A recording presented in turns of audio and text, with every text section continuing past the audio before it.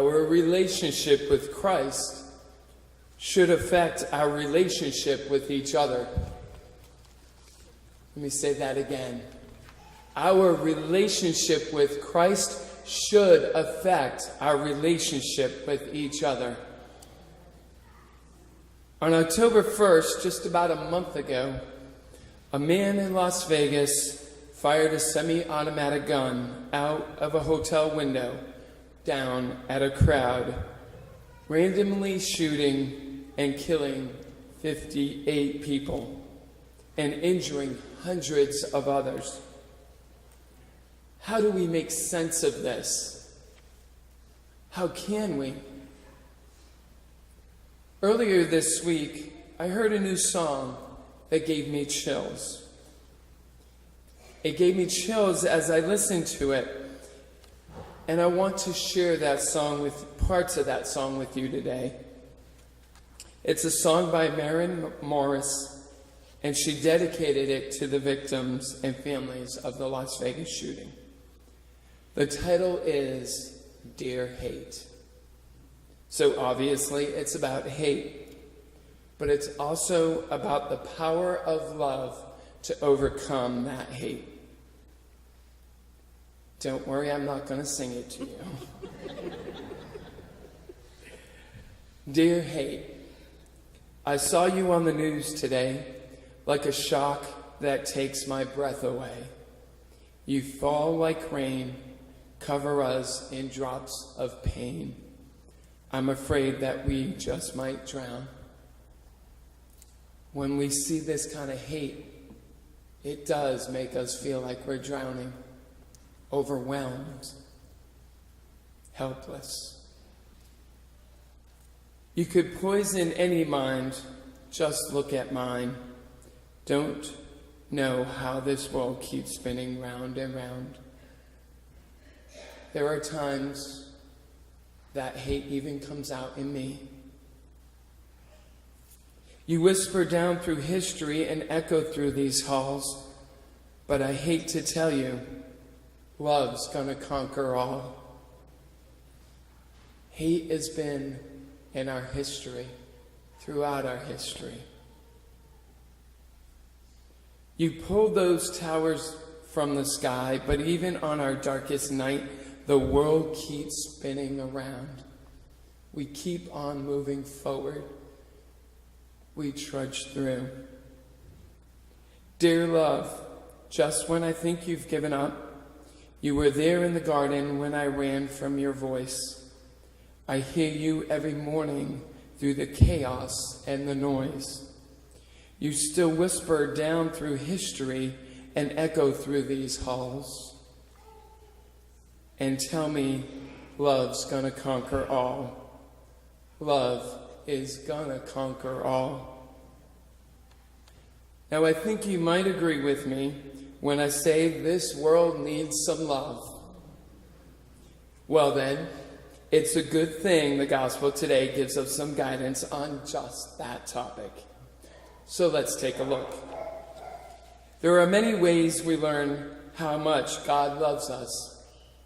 In the gospel, Jesus tells the scholar of the law and us that the greatest and first commandment is, you shall love the Lord your God with all your heart, with all your mind, and with all your soul.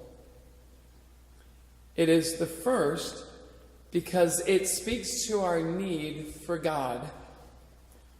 First and foremost, that need.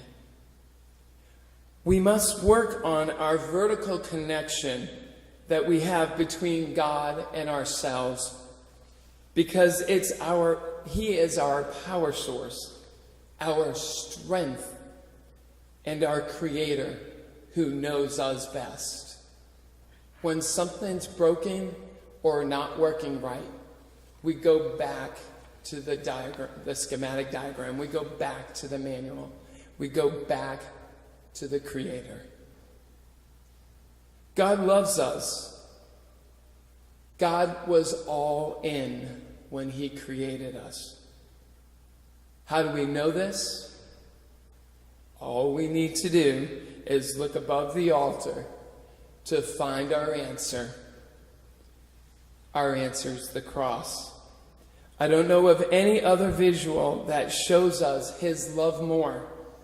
He gave us his only begotten Son so that we who believe in him shall not perish, but have everlasting life. The cross shows us how much God loved us. Jesus put his hands on that cross. It's not the nails that held him there. It's his love that held him there. Because he knew what he was fighting for. Pope Francis at the World Youth Day in 2013 spoke about the cross. He said, "What has the cross left in each and every one of us?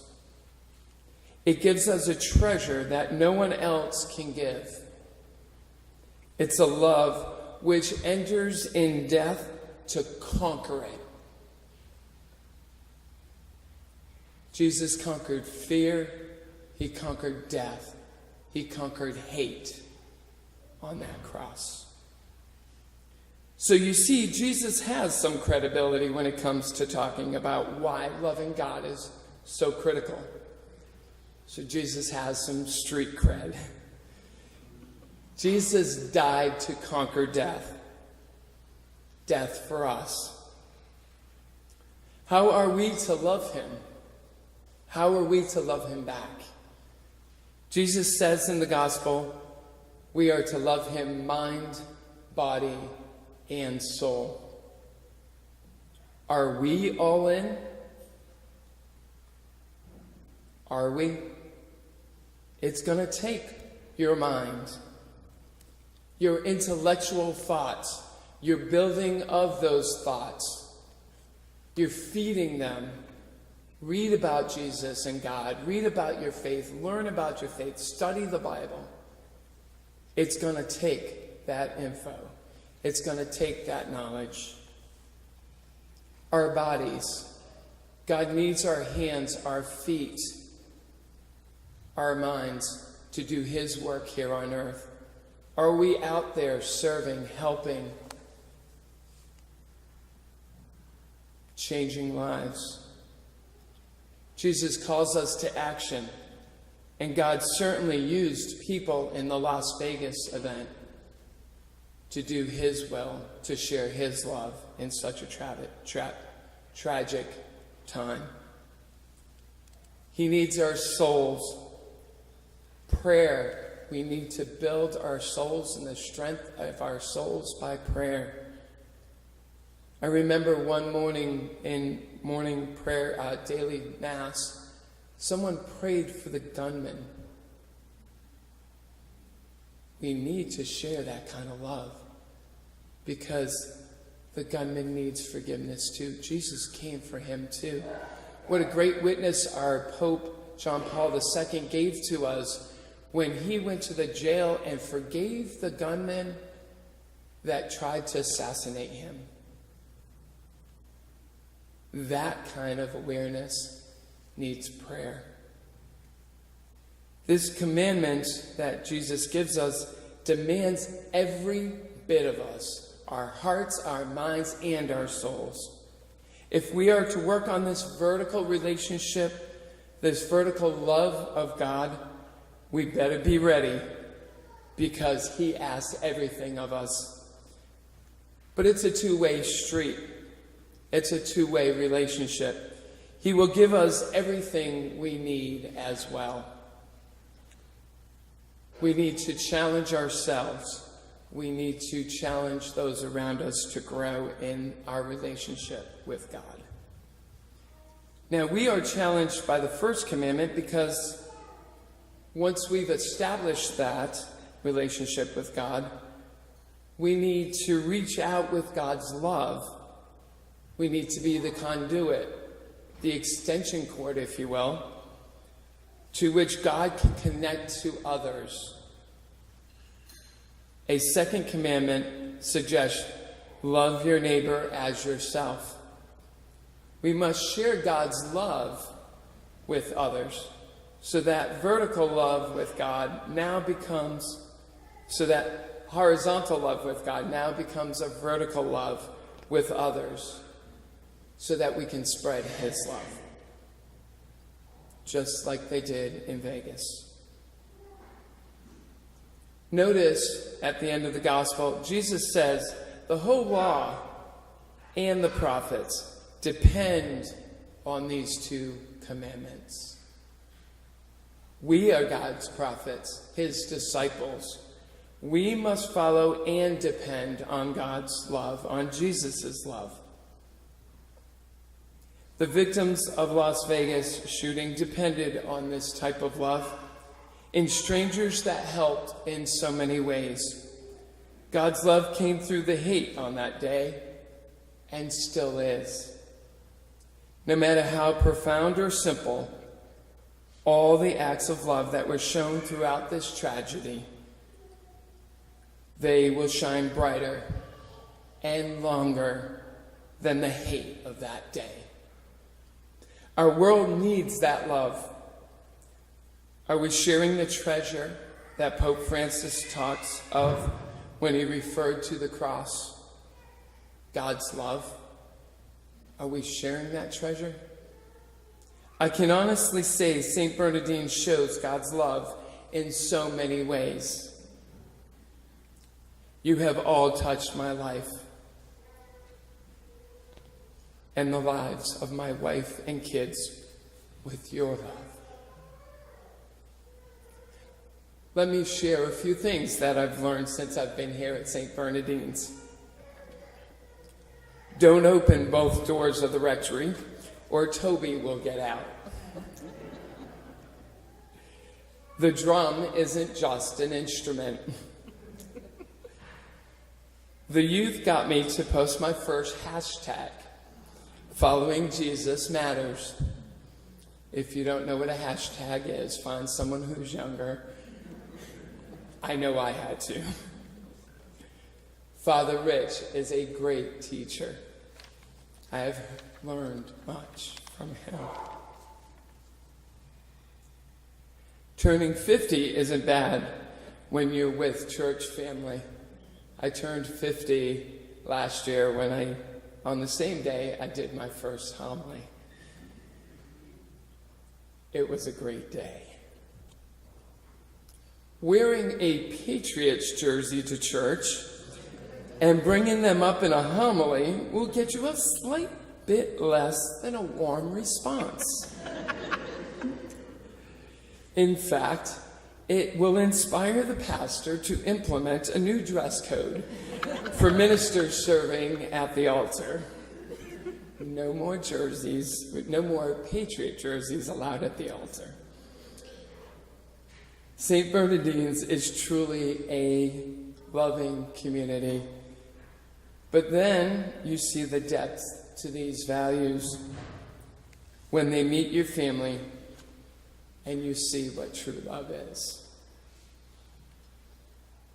Speaking of true love, besides the love that I have for my family and my wife, speaking of true love, I discovered how deep my love can go when I actually conceded to wearing black and gold for Men's Day, the colors of Pittsburgh Steelers. I just kept telling myself, it's Boston Bruins black and gold. It's Boston Bruins black and gold. You have changed and affected my life. Sharing your love as the gospel today has called us to do. I just encourage you to continue doing that in your everyday lives so that the hate in this world can be overcome. Jesus' cross becomes our lesson on how to overcome. Fight through the challenges, the ugliness of life. Give him everything. Trust in God the Father, as Jesus trusted his Father, and it will be amazing what we can do through him to change our world. When we receive him at communion, he's within you. That communion feeds us, changes us, empowers us. Take him with you and show him to others, so that through you and with you, Jesus' love can change your part of your world. The love Jesus is talking about takes surrender, trust. It calls for all of you, every part. Complete surrender. It's the kind of love that stands in the way of hatred. It stands in the way of bigotry, and it stands in the way of injustice. It's the kind of love that says, even though you crucified me, I still died for you. The kind of love that encourages us to dig deep, stand tall, and make a difference. I'll leave you with this final thought. This final thought and this final prayer that I learned from going to daily Mass here at St.Bernardine's. We say it right after communion, and we repeat it 3 times. Now, as I recite it, if you catch on, please say it with me. Jesus, I love you. All I have is yours. Yours I am. Yours I want to be. Do with me what you will. Jesus, I love you. All I have is yours. Yours I am. Yours I want to be. Do with me what you will. Jesus, I love you. All I have is yours. Yours I am. Yours I want to be. Do with me what you will. Amen.